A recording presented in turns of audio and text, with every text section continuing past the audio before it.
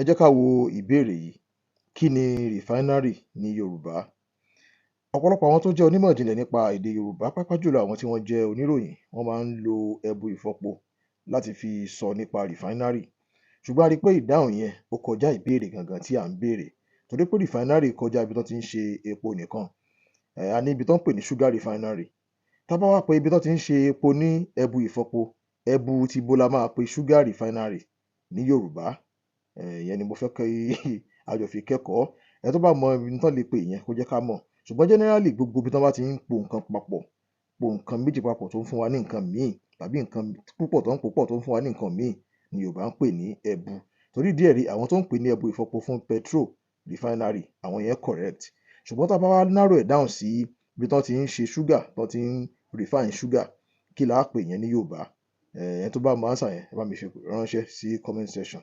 Ẹ ṣeun.